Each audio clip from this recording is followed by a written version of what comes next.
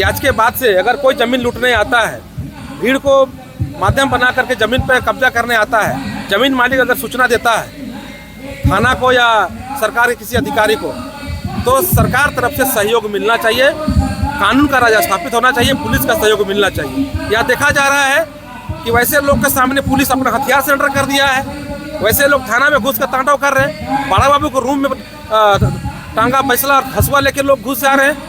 कहाँ चला गया कानून? है कि नहीं खूंटी जिला में?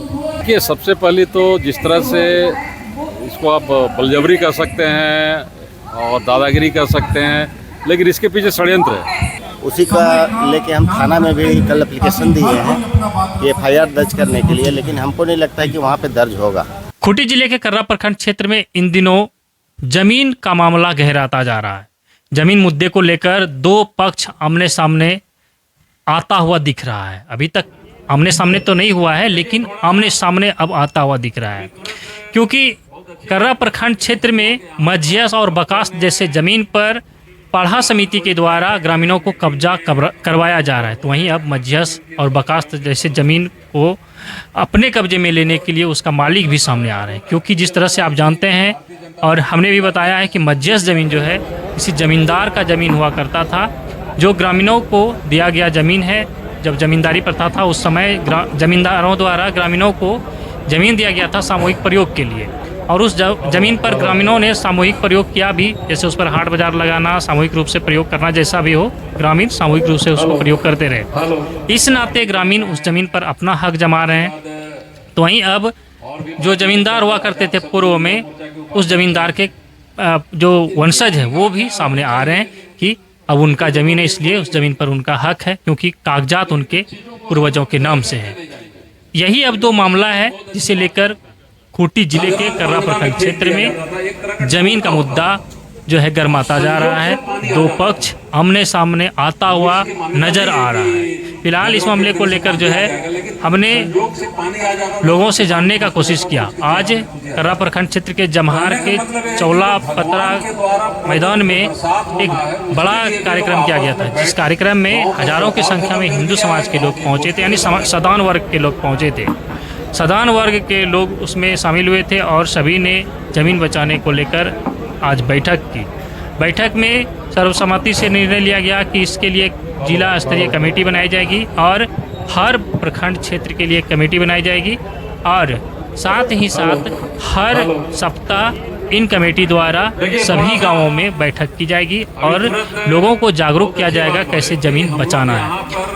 आज इस बैठक में मुख्य रूप से पूर्व MLC प्रवीण कुमार सिंह और जरियागढ़ के ठाकुर जयेंद्रनाथ सहदेव मौजूद रहे। इनके अलावे भारतीय जनता पार्टी की ओर से पूर्व विधायक तोरपा से कोचे मुंडा मौजूद रहे। इनके अलावे भाजपा के खूंटी जिलाध्यक्ष आनंद कुमार मौजूद रहे और भाजपा नेता कमलेश राम इस कार्यक्रम में पहुंचे थे। लेकिन फिलहाल जो बताया गया है कि कानूनी तरीके से लड़ाई लड़ी जाएगी, और अभी जो वर्तमान में आज कमेटी बनी, इस कमेटी का एक डेलीगेट राज्यपाल से मिलेंगे और राज्यपाल को इस पूरे प्रकरण की जानकारी उपलब्ध कराएंगे। तो आज के कार्यक्रम के बारे में मैंने बताया कि किस तरह से आज कार्यक्रम आयोजित की गई थी। हम आपको सुनवाते हैं कि भाजपा नेता कमलेश राम ने क्या कुछ कहा है। हम एक एक कर वक्ताओं से बातचीत का वो हिस्सा सुनवाते हैं जिसमें उन्होंने आज इस कार्यक्रम को संबोधित करते हुए कहा है। देखिए, खूंटी जिला के जमहार में एक बगीचा में बड़ा बैठक हो रहा है, जिसमें सरना समाज के लोग हैं और सनातन समाज के सनातन समाज के लोग यहाँ पर हजारों की संख्या में जुटे हैं। और इसलिए जुटे हैं कि लोग का कहना है कि क्षेत्र में लगातार ना खाता ना बही ना खतियान, भीड़ को एक हथियार बना करके कुछ काले अंग्रेज हैं, ईसाई मिशनरी लोग जो हैं, ये लोग ज़मीन को लगातार पढ़ा सरकार बना करके कुछ सरना समाज के कुछ भोले भाले लोगों को अपने संगठन में जोड़ करके उनको आगे करके ये लोग ज़मीन लूटने का प्रयास कर रहे हैं। और लगातार ये लोग एक भय का माहौल व्याप्त करवा रहे इस क्षेत्र में कि जाते हैं हरवे हथियार से जाते हैं और ज़मीन में हल चला देते हैं, ताकि जिनका ज़मीन है वो डर जाए और ज़मीन छोड़ के भाग जाए। मतलब यहाँ पर कानून को लोग ठेंगा दिखा रहा है। और यहाँ के जिला प्रशासन उपायुक्त और जो SP है वो बैठे हुए हैं, किसी प्रकार का कोई जनता के सुन नहीं रहे हैं। ऐसे समय में सब लोग जुट रहे हैं और कह रहे हैं कि यहाँ खूंटी में कानून का राज स्थापित हो, लोकतंत्र बहाल हो, और जिस प्रकार से ऐसे लोग जो जमीन लूटने के लिए भीड़ को माध्यम बना करके जमीन लूट रहे हैं, वैसे लोगों पर कार्रवाई हो और भय जो इस क्षेत्र में बना हुआ वो भय का माहौल जो हो वो समाप्त हो। बैठक में क्या निष्कर्ष निकला? देखिए, हम लोग आज के बाद से हम लोग जिला प्रशासन को हम लोग आगाह किए हैं कि आज के बाद से अगर कोई ज़मीन लूटने आता है, भीड़ को माध्यम बना करके ज़मीन पर कब्जा करने आता है, ज़मीन मालिक अगर सूचना देता है थाना को या सरकार के किसी अधिकारी को, तो सरकार तरफ से सहयोग मिलना चाहिए, कानून का राज स्थापित होना चाहिए, पुलिस का सहयोग मिलना चाहिए। यहाँ देखा जा रहा है कि वैसे लोग के सामने पुलिस अपना हथियार सेंटर कर दिया है, वैसे लोग थाना में घुस कर तांडव कर रहे हैं, बड़ा बाबू को रूम में टांगा फैसला और हंसुआ लेके लोग घुस जा रहे हैं। कहाँ चला गया कानून? है कि नहीं खूंटी जिला में? इसी प्रकार से यह पत्थलगड़ी आंदोलन जब हुआ था, उस प्रकार से वहाँ भी समानांतर सरकार चलाने का प्रयास किया गया था। अभी पढ़ा का नाम से समानांतर सरकार चलाने का प्रयास किया जा रहा है। ये हमारे अंग्रेज यहाँ चले गए, भारत आज़ाद हो गया, भारत में भारत का संविधान जीवंत है, भारत का संविधान को भी आप ठेका दिखा रहे हैं, ये बर्दाश्त नहीं की जाएगी। आप राजनीतिक पार्टी से हैं, भारतीय जनता पार्टी से हैं, एक बड़े पद पर हैं, तो इस नाते जो है समाज को किस तरह से आप समर्थन दे रहे हैं? देखिए, भारतीय जनता पार्टी का हम कार्यकर्ता हो सकते हैं, इससे पहले हम यहाँ का आम नागरिक है, और एक आम नागरिक का जिम्मेवारी होता है कि भारत का संविधान लोकतंत्र जीवंत रहे। जो भी भारत का संविधान को ठेंगा दिखाने का प्रयास करेगा उसका प्रतिकार होना ही चाहिए। और यहाँ खूंटी जिला में वही हो रहा है। यहाँ पर कोई कानून का नाम राज नहीं है। यहाँ पर भीड़ को लेके आओ और जमीन को लूटो, और जमीन जिसका है उसको डराओ धमकाओ। यह क्या ये सभ्य समाज में ये स्वीकार्य है? भारत का लोकतंत्र में स्वीकार्य है? भारत का संविधान इसकी इजाजत देता है? नहीं देता है। कैसे निपटना है? निपटना है, हम लोग संघर्ष करेंगे, आंदोलन करेंगे, लोग को बताएंगे अरे हम लोग गोरे अंग्रेज से लड़ाई लड़े, अभी काले अंग्रेज से लड़ाई लड़ाई जाएगी। क्या क्या चर्चा हुआ, किस बात पर सहमति बनी? देखिए, सबसे पहले तो जिस तरह से इसको आप बलजबरी कर सकते हैं और दादागिरी कर सकते हैं, लेकिन इसके पीछे षड्यंत्र है कि ज़मीन कब्जा करके हमको क्या करना है, कैसे हम अपना पोस्ते की खेती करके आगे बढ़ाएं, और सामाजिक विद्वेष यहाँ पर कैसे फैले, और अभी जो डिलिस्टिंग आने वाला है उस डिलिस्टिंग को कैसे इसी बहाने रोका जाए, इस बहुत तरह के षड्यंत्र एक साथ चल रहे हैं। आज जो सामाजिक बैठक थी उसमें ये भी बात छन के आ रही थी कि आदिवासी समाज ये सीधी क्रिश्चियन समाज की ओर से किया जा रहा है। आज आदिवासी लीडर भी इस मीटिंग में आए हुए हैं और इस बात को अपने बहुत ढंग से उन्होंने रखा है। तो इसलिए तय हुआ है कि भाई हम लोग गांव-गांव संगठन बनाएंगे, और इस तरह के जिस तरह से कहीं आक्रमण अगर हमारे ऊपर होगा तो उसका हम लोग डट के मुकाबला करेंगे, और इसके अलावा संवैधानिक रूप से जो राइट हमारे अंदर है उसके तहत भी हम इसमें कार्रवाई करेंगे। आगे पत्राचार की बात हुई है, राज्यपाल से की बात हुई है। हाँ, राज्यपाल से हम लोग मिलेंगे, क्योंकि गृह मंत्रालय का, भारत सरकार का वो एक तरह के प्रतिनिधि होते हैं गवर्नर। अगर स्टेट गवर्नमेंट हमारी बात नहीं सुन रही है, स्टेट गवर्नमेंट के पदाधिकारी हमारी बात नहीं सुन रहे हैं, तो निश्चित तौर पे हम गवर्नर से मिलकर अपनी व्यथा को रखेंगे और उनसे चाहेंगे कि हमको न्याय मिले। कुछ लोगों का तो ये भी कहना है कि जिस तरह से हमारे ज़मीन पर कब्जा कर रहा है, हम भी उसी तरह से कब्जा कर रहे हैं, तो इस पर किस तरह से बातचीत हुई अभी मीटिंग में? नहीं, अभी भाई हर जगह आक्रोशित लोग हैं, और ये आक्रोश कहीं गृह युद्ध में नहीं जाए।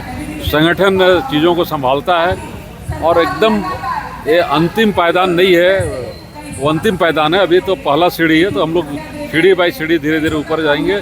और जो बातें आई हैं कि भाई टिट फॉर टैट, जैसे को तैसा, ये तो एक तरह का अंतिम पायदान है। जब कोई सुनने वाला नहीं रहेगा तो आदमी वहीं तक जाता है। इसके लिए कोई कमेटी का भी गठन हुआ है क्या? हाँ, अभी बात हुई है कि कमेटी की गठन होगी, हर एक प्रखंड में कमेटी की गठन होगी, हर एक पंचायत में कमेटी की गठन होगी, और जिले स्तर पर भी कमेटी की गठन होगी, जो समय समय पे इस तरह की समस्या में चर्चा करेंगे, आपस में कोऑर्डिनेट करेंगे। सारे बातें हुई। जिला प्रशासन से किस तरह से सहयोग मिल रहा है अभी? जिला प्रशासन किम करते विमुड़ है, हाथ खड़ा किया हुआ है। पता नहीं इनको विधायकों का डर है या सत्ता का डर है, किस चीज़ का डर है। ये प्रशासन टाइम पास करने के लिए आया हुआ है यहाँ पर, ये अभी समझना ज़रा मुश्किल है। आप भी इस बैठक में पहुँचे हैं, क्या समस्या है आपके साथ में पहुँचे? मेरा यहाँ पे कर्रा अंचल में हुटुक मौजा में लगभग 32 एकड़ ज़मीन को जोत दिया गया है, और कुछ विशेष लोगों के द्वारा नेतृत्व करके उसको जोतवाया गया है। उसी का लेके हम थाना में भी कल एप्लीकेशन दिए हैं कि FIR दर्ज करने के लिए, लेकिन हमको नहीं लगता है कि वहाँ पे दर्ज होगा। पहले भी जो हुआ है यहाँ पे जो भी उसमें कोई कार्रवाई नहीं हुई है। इसी को लेके हम लोग का एक सदान लोग का यहाँ पे मीटिंग है, सरना सदान लोग का। इस मीटिंग में यही फैसला लिया जा रहा है कि आगे हम लोग अपना ज़मीन को कैसे सुरक्षित रखें और जहाँ पे हम लोग का जुताई कोड़ाई हुआ है वहाँ पे प्रशासनिक रूप से हम लोग को कैसे सपोर्ट मिले, उसके लिए हम लोग काम कर रहे हैं। और आज इस मीटिंग में हम लोग यही फैसला लेंगे कि आगे हम लोग क्या करें जो हम लोग का ज़मीन सुरक्षित रहे। किस प्रकार का जमीन था जिसे कि मेरा जो ज़मीन है उसका नेचर है बकास्त है, मझियस है। जमीन पे किसका मालिकाना हक होना? मालिकाना हक मेरा है और 1932 का मेरा खतियान भी है। उससे पहले का मेरा खेवट है। रजिस्टर्ड 2 हमेशा चलते आ रहा है। अभी मेरा कुछ प्लॉट ऑनलाइन नहीं हुआ है, लेकिन उसका ऑफलाइन मेरे पास सारा रजिस्टर्ड 2 चलते आ रहा है। और मेरा यहाँ पे कर्रा में एक कसीरा गांव है, वहाँ पे भी मेरा 1 एकड़ 35 डिसमिल को उसी तरह जोत दिया गया है, वो भी मेरा बकास्त है। आपके जैसे कितने लोग ऐसे हैं जिनका जमीन को जोता है? मेरे परिवार में, मेरे ही परिवार में कम से कम 6 हैं ऐसे। जैसे मेरे 6 दादाजी थे तो उनके सारे वंशज इससे प्रभावित हैं। सबका अलग अलग जगह ज़मीन है, सबका अलग अलग है, सबका कागज पत्तर ओके है। उसके बावजूद भी परेशान करने के लिए हम लोगों को इस तरह का कार्य किया जा रहा है। आपके फैमिली के अलावा बात करें तो आसपास के गांव में या फिर आपके गांव में कोई ऐसे लोग हैं जिनका और हैं 2 परिवार और हैं, उनका ज़मीन भी बकास्त है, उनका भी जोत दिया गया है, जिसमें चुरले में 81 एकड़, फुटुप में उनका करीब 9 एकड़। साकेत शर्मा, ग्राम बिकवादार। तो आपने सुना कि आज इस कार्यक्रम में पहुंचे वक्ताओं ने क्या कुछ कहा। फिलहाल बने रहे हमारे साथ, देखते रहिए द झाग न्यूज।